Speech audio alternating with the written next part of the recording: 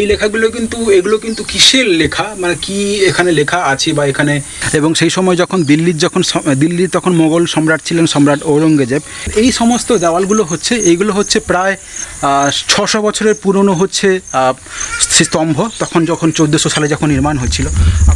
Hello, good afternoon internet, welcome back to my channel. আজকে হচ্ছে 19 June 2022। এখন সময় হচ্ছে দুপুর 12টা 15 বাজে।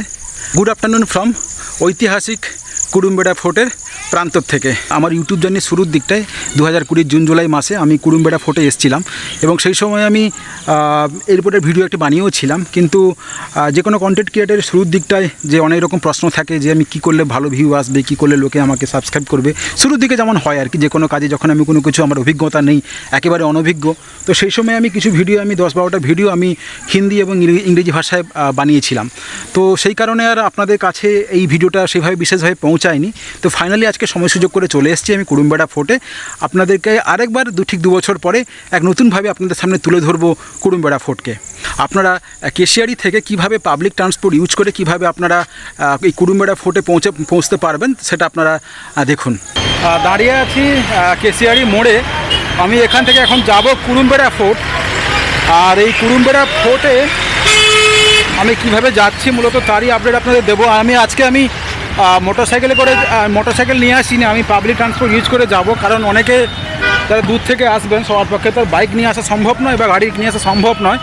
তাই আপনারা কীভাবে পাবলিক ট্রান্সপোর্ট ইউজ করে কুডুমবেড়া ফোর্ট পৌঁছতে পারবেন তার একটা লাইভ অভিজ্ঞতা আপনাদের সঙ্গে ভাগ করব।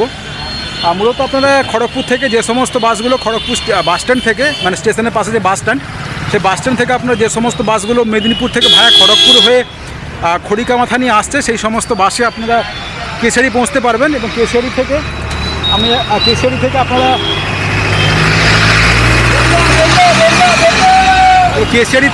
আমি এখন যাব বেলদার দিকে যাব। আর এই কেশিয়ারি থেকে বেলদার দিকে যাওয়ার পথে একটা ছোট্ট একটা বাস স্ট্যান্ড আছে যার নাম হচ্ছে কুকাই। সেই কুকাই থেকে হচ্ছে মূলত ওই কুডুমবেড়া ফোর্ট যাওয়া হয়। এই বাসগুলো হচ্ছে আপনার কেশিয়ারি থেকে বেলদার দিকে যে বাসগুলো যাচ্ছে আর কি। আচ্ছা, পৌঁছে গেছি কুকাই। এই দিকটা হচ্ছে কেশিয়ারি, আমি এই দিক থেকে এলাম আর আমার বাসটা ছেড়ে বেরিয়ে যাচ্ছে বেলদার দিকে। আপনারা কুকাই এইখানে আপনারা দুভাবে আসতে পারেন কলকাতা থেকে। আমি বলছি, প্রথমত আপনারা খড়গপুরে নেমে আপনারা সেখান থেকে আপনারা বাসে করে কেশিয়ারি থেকে আবার কুকাই আসতে পারেন।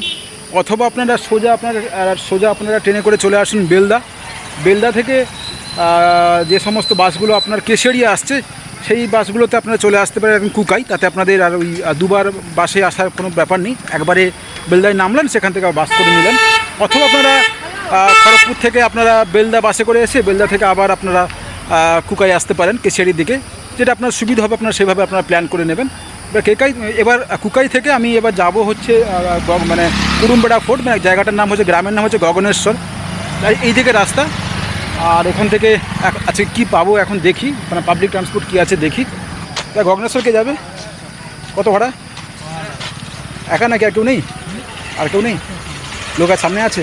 তো এখান থেকে ভাড়া হচ্ছে জনপ্রতি গগনেশ্বর, মানে কুকাই থেকে কুডুমবেড়া ফোর্ট অবধি ভাড়া হচ্ছে 15 টাকা জনপ্রতি।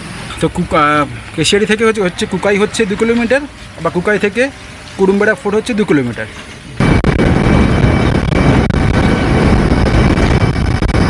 টোটো থেকে এইমাত্র নামলাম। আর এখন এই যেখানে নামলাম জায়গাটার নাম হচ্ছে গগনেশ্বর বাজার। আর এই মানে কুডুমবেড়া ফোর্টটি আগেও বলেছি, কুডুমবেড়া ফোর্টটি যে গ্রামে অবস্থিত সেই গ্রামের নাম হচ্ছে গগনেশ্বর। আর ঠিক এই বাজারের পেছনেই হচ্ছে মানে পাশেই হচ্ছে কুডুমবেড়া ফোর্ট। মানে দেখাই যাচ্ছে আর কি, মানে যেখানে নামবেন জাস্ট 20-30 মিটার দূরত্ব আর কি কুডুমবেড়া ফোর্টের। এই যে পেছনে এই যে প্রাচীর দেওয়া দেখতে পাচ্ছেন, এই যে এটাই হচ্ছে কুডুমবেড়া ফোর্ট। আপনাদের সঙ্গে কথা বলতে বলতে পৌঁছে গেলাম কুডুমবেড়া ফোর্টের একেবারে প্রবেশপথের সামনে। নিশ্চয়ই আপনারা এতক্ষণে দেখলেন কিভাবে আপনারা পাবলিক ট্রান্সপোর্ট ইউজ করে কেশিয়ারি থেকে আপনারা এই কুডুমবেড়া ফোর্টে পৌঁছাবেন। এবার চলুন আপনাদের এই কুডুমবেড়া ফোর্টের ভেতর থেকে ঘুরিয়ে নিয়ে আসি। কুডুমবেড়া ফোর্টের প্রবেশপথের ঠিক বাম দিকে আপনারা দেখতে পারবেন archaeological survey of India display board.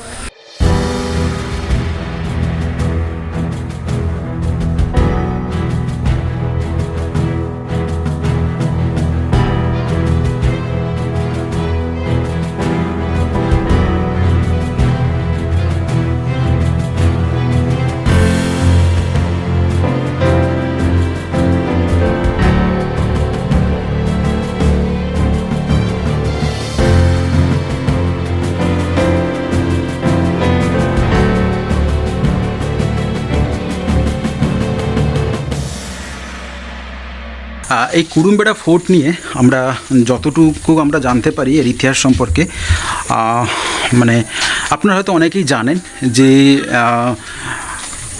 অবিভক্ত মেদিনীপুর জেলা, এই অবিভক্ত মেদিনীপুর জেলা এটি কিন্তু একসময় উড়িষ্যা শাসনের অধীনে ছিল। মানে আপনার হচ্ছে মোগল পিরিয়ডের শুরুর সময় বা তারও একটু আগে, সেই সময় বংশীয় রাজা কপিলেন্দ্র দেব উনি এই দুর্গটি নির্মাণ করেছিলেন। নির্মাণকাল হচ্ছে 1438 থেকে 1469। তো এখন এখানে একটা কন্ট্রাডিক্টরি আছে। অনেকে বলে যে এটি রাজা কপিলেন্দ্র দেব এটাকে বানিয়েছিলেন ফোর্ট হিসাবে, মানে ওনার রাজ্যের একটি প্রান্তরে একটি জায়গায় যেখানে কিছু সৈন্য বা কখনো যুদ্ধের প্রয়োজন হলে এখানে সৈন্যরা এসে থাকবেন। তো সেই হিসাবে উনি এটা বানিয়েছিলেন বলে ধরা হয়ে থাকে, কিন্তু এটা নিয়ে কিন্তু একটা কন্ট্রাডিক্টরি আছে। তো অনেকে বলেন যে না, এটা সম্পূর্ণ ভুল ধারণা, এটি হচ্ছে একটি রাসমঞ্চ ছিল। এবং এটা আবার এটা রাসমঞ্চ ছিল, মন্দির ছিল, এখানে পুজো হতো, সেটা একটা অনেকে বলেন। আবার কিছু কিছু জায়গায় আমি পড়েছিলাম, সেখানেও কয়েকজন আবার বলছেন যে এটি রাসমঞ্চ বা এটা দুর্গ কোনোটাই ছিল না, এটা ছিল সেই সময়ে পুরী যাওয়ার পথে যাতে মানে পুণ্যার্থীরা যাওয়ার সময় যাতে এখানে কিছুদিন, তো তখন তো হাঁটা পথে পুরী যাওয়া হতো, পুরী যাওয়ার পথে পুণ্যার্থীদের এটি একটি বিশ্রামালয় ছিল, যেখানে ওনারা কিছুদিন যাত্রার পথে, ওনারা যাত্রার মধ্যে বা যাত্রা ফেরার সময় পুরী থেকে যাওয়ার পথে বা পুরী থেকে ফেরার পথে ওনারা এখানে কিছুদিন ওখানে বিশ্রাম নিতে পারবেন। তো এটা একটা কন্ট্রাডিক্টরি আছে। তো সেটা নিয়ে আমার সত্যি আসলে কি এটা কী কারণে নির্মিত হয়েছিল আমার সেটা ঠিক আমার কাছে ঠিক পরিষ্কার নয় আর কি। কিন্তু এটাকে বর্তমান দিনে এটা জনশ্রুতি হচ্ছে এটা কুরুমবেড়া ফোর্ট, এটা একটা দুর্গ আর কি, তো সেটাই বলা হয়ে থাকে। আর এখানে হচ্ছে আপনি যদি এখানে দেখেন, এই যে এইখানে দেওয়ালে কিছু মানে লেখা আছে, যে লেখাগুলো আপনারা যদি দেখেন, এই কাছ থেকে দেখেন, এই যে লেখাগুলো আছে, এই লেখাগুলো কিন্তু এগুলো কিন্তু কিসের লেখা, মানে কি এখানে লেখা আছে বা এখানে কি বলা হয়েছে, এটা কিন্তু এই লেখা সম্পর্কে কিন্তু পাঠোদ্ধার কিন্তু আজ অবধি উদ্ধার করা যায়নি আর কি। আর সবথেকে আরও খারাপ লাগলো, দেখুন এখানে দেখুন কিছু লোক এসে এই এত প্রাচীন লেখা, অথচ তার উপর দেখুন কেমন আঁকিবুকি কেটে কেমন এই লেখাগুলোকে কেমন নষ্ট করার চেষ্টা করছে। মানে সত্যি মানে মানুষজনের মধ্যে যে ইতিহাস সচেতনতার যে কত বড্ড অভাব, সেটা আমরা শুধু এখানে আসছি, ছবি তুলছি, চলে যাচ্ছি। এই ঐতিহাসিক স্থানকে যে একটু সাজিয়ে গুছিয়ে রাখা যে সবার কর্তব্য, আমরা অনেকে ভুলে যাই আর কি। যাই হোক, এই অংশটা কিন্তু ভেঙে গেছে, এগুলোও কিন্তু একই রকম ওই ফোর্টের, কুরুমবেড়া ফোর্টের অংশ ছিল। আবার এইখানে যদি আপনারা লক্ষ্য করেন, এই যে দাঁড়ান দেখাচ্ছি আপনাদেরকে, এই সমস্ত দেওয়ালগুলো হচ্ছে, এইগুলো হচ্ছে প্রায় 600 বছরের পুরনো হচ্ছে স্তম্ভ, যখন 1400 সালে যখন নির্মাণ হয়েছিল। আর মাঝখানে যে এই যে স্তম্ভগুলো দেখছেন, এগুলো কিন্তু নতুন, এগুলো কিন্তু যাতে ভেঙে না পড়ে তাই দিয়ে হেলান দিয়ে সাপোর্ট করে রাখা হয়েছে। এগুলো পরবর্তী সময়ে নির্মাণ হয়েছে সদ্য কিছুদিন আগে। আর এগুলো হচ্ছে প্রাচীন, সেই আজ থেকে প্রায় 600 বছরের পুরনো স্তম্ভ আর কি। তবে যাই হোক, এটা বর্তমান দিনে কলকাতার কাছে, এত কাছে, মানে যদি আপনি সকালবেলা এসে আপনি বিকেলবেলা ঘুরে যেতে চান, খুব আদর্শ জায়গা হবে একদিনের জন্য, খুব আদর্শ একদিনের ঘোরার জায়গা হবে। তো আপনারা খড়গপুর থেকে আপনারা কীভাবে আসবেন বা গাড়ি করে এলে আপনারা কীভাবে আসবেন সেটা তো আমি আপনাদের আগেই বলেছি। তবে কিন্তু একটা জিনিস আমি এখানে এসে লক্ষ্য করছি বা আমার মনে হচ্ছে যে এখানে হচ্ছে প্রথমত হচ্ছে কোনো গাইড নেই। আর গাইড না থাকার জন্য আমাদের কাছে ইতিহাস সম্পর্কে জানাটা অনেকটা ভাষা হয়ে থাকছে। ঠিক আমরা মানে আসল সত্যটা কী বা আসলের গল্পটা কী আমরা সেটা জানতে পারছি না। বা তাছাড়া আমি আর্কিওলজিক্যাল সার্ভে অফ ইন্ডিয়ার এটা একটি প্রত্নতত্ত্ব, এটা একটি খুব ঐতিহাসিক নিদর্শন, শুধু সেইটুকু বোর্ডের মধ্যে লেখা আছে, কিন্তু এই জায়গা সম্পর্কে কিন্তু কোনো ডিটেলসে কিন্তু কোনো এখানে কোনো লেখা নেই আর কি, যাতে আগামী দিনে এইখানে এই জায়গাটার ইতিহাস সম্পর্কে একটা ডিসপ্লে থাকে বা সেই সঙ্গে সঙ্গে যদি এখানে গাইড থাকে, তো আমার আর্কিওলজিক্যাল সার্ভে অফ ইন্ডিয়ার কাছে একটা অনুরোধ থাকবে, আপনারা এই জায়গাটার সম্পর্কে যারা আমরা ট্যুরিস্ট বাইরে থেকে আসছি, জায়গাটার ইতিহাসটা সম্পর্কে অ্যাটলিস্ট আমাদের একটা স্বচ্ছ ধারণা যাতে আমরা পাই, তার জন্য যা যা করার প্রয়োজন আপনারা করবেন। দরকার আপনারা টিকিট করবেন, তাতে কোনো অসুবিধে নেই।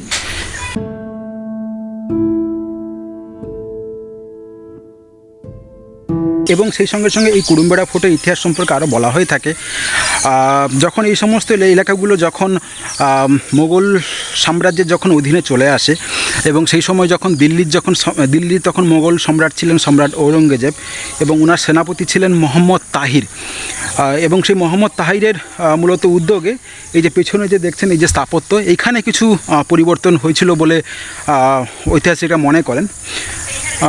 তো মোটামুটি এই হচ্ছে এখানকার গল্প। আর বর্তমান দিনে এটি বিশেষ করে আমাদের খড়গপুর মেদিনীপুর এই এলাকা এবং সেই সঙ্গে সঙ্গে কলকাতার কাছে যদি খুব একটি ঐতিহাসিক জায়গা আপনারা ঘুরতে চান, এরা খুব সুন্দর জায়গা। লোকজনের মধ্যে মানে প্রচুর যে এখানে ভিড় তা নেই, মোটামুটি লোক আসেন, দেখেন, চলে যান।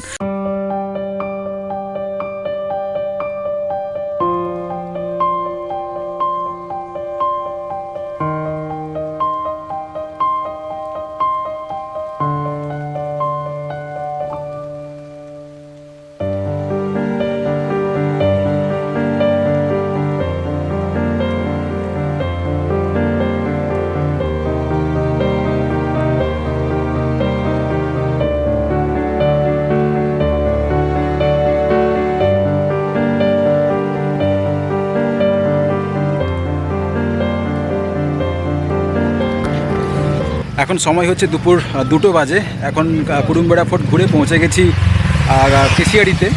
আর খুব খিদে পেয়েছে। এখানে আমাকে একজন সাজেস্ট করলেন এই যে খেয়া তৈরি, পেছনে দেখতে পাচ্ছেন হোটেলটি, মানে হোটেলটি হচ্ছে কেশিয়াড়ি থেকে বেলদা লেনে যাওয়ার পথে, মানে কুড়ুমবেড়া ফোর্ট থেকে কুকাই থেকে কেশিয়াড়ি আসার পথে বাম দিকে পড়বে, ঠিক কেশিয়াড়ি পৌঁছানোর ঠিক মোড়ের আগে আর কি খেয়া তৈরি। আমি এই হোটেলে খাবো, আর এখানে খাবার দাবার কেমন বা দাম টাম কেমন সবই আপনাদের আপডেট দিচ্ছি। এখানে প্রচুর লোকের ভিড়। আমি যে এত ভালো হোটেল মানে কেশিয়াড়িতে আছে, আমার আগেই আমি কয়েকটা হোটেলে খেয়েছি, আমার এই দিকটা আমার জানা ছিল না আর কি। কি আপনাদের কী কী আছে একটু বলুন। চিকেন লেগ পিস, আর এটা চিলি চিকেন, এটা আছে চিকেন ঝোল, আচ্ছা, এটা ডিমের কারি, এটা চারা মাছের তেল ঝাল সরষের বাটা, এটা কাতলা তেল ঝাল, এটা রুই মাছের তেল ঝাল, আচ্ছা, এটা রুই মাছের তেল ঝাল, আচ্ছা, এটা দই কাতলা, আচ্ছা, এটা দই কাতলা, আচ্ছা। ওদিকটা সবজি পটল আছে, আচ্ছা, পটলের তরকারি হবে, পটল আলু, তারপরে মটন আছে, আচ্ছা, তারপরে সেধারে চিকেন কষা আছে, চাটনি, তাই তো? চাটনি, আচ্ছা আচ্ছা, ঠিক আছে। মাছের টকও আছে, আচ্ছা, মাছের টক আর ঝোল, আচ্ছা আচ্ছা। আর এখানে প্রচুর লোকের ভিড়, এত ভিড় যে আমি ধারণা করতে পারিনি আর কি। আপনারা বিভিন্ন ব্লগারকে দেখেছেন অনেক রকম খাবার রিভিউ দিতে, কিন্তু কখনো কি দেখেছেন যে মাছের টক খেয়ে দিয়ে ভাত খেয়ে খাবার রিভিউ দিতে? খুব কম দেখবেন। তো আমি আজকে এখন খাচ্ছি এই মাছের টক মাখিয়েছি ওই এই যে আমচুর দিয়ে মাছের টক। এই গরমের সময় যেন ব্যাপারটা জমে দই, মানে ব্যাপারটা খুব জমে গেছে আর কি গরমে। আর কতটা গরম সেটা আমাকে দেখে আপনারা বুঝতে পারছেন। এই কুড়ুমবেড়া ফোর্টে এলে ফেরার পথে কিন্তু আমরা কেয়াতরি হোটেলে খেতে ভুলবেন না। আমার তরফ থেকে কিন্তু 100% রেকমেন্ডেশন থাকবে। এটা কিন্তু কোনো প্রমোশন নয়,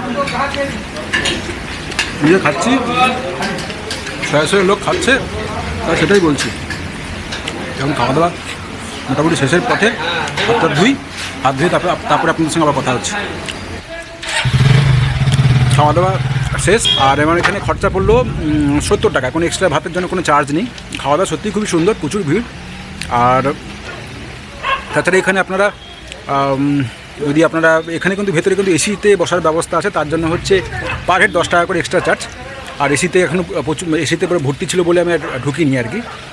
আর মোটামুটি আপনারা এই মুহূর্তে কুড়ুমবেড়া ফোর্ট আপনারা কীভাবে পৌঁছাবেন এবং সেই সঙ্গে সঙ্গে আপনার ফেরার পথে কোথায় খাওয়া দাওয়া করবেন তার একটি সরাসরি অভিজ্ঞতা আপনাদের সঙ্গে ভাগ করে নিলাম। আর আকাশে এই সকাল থেকে মোটামুটি আকাশটা পরিষ্কার ছিল, আর মানে মেঘলা মানে সব গুড়ি গুড়ি বৃষ্টি সব পড়া শুরু হয়ে গেছে, মেঘের আওয়াজ দিচ্ছে। আর মোটামুটি আজকের আমার এই কুড়ুমবেড়া ফোর্টে ব্লগটা আমি এখানেই শেষ করলাম, এবং সেই সঙ্গে সঙ্গে আপনাদের মহামূল্যবান সময় থেকে কিছুটা সময় দিয়ে আমার এই ভিডিওটি দেখার জন্য আপনাদেরকে অশেষ ধন্যবাদ। বাই বাই, আবার দেখা হচ্ছে পরের ভিডিওতে। সবাই ভালো থাকবেন, সুস্থ থাকবেন।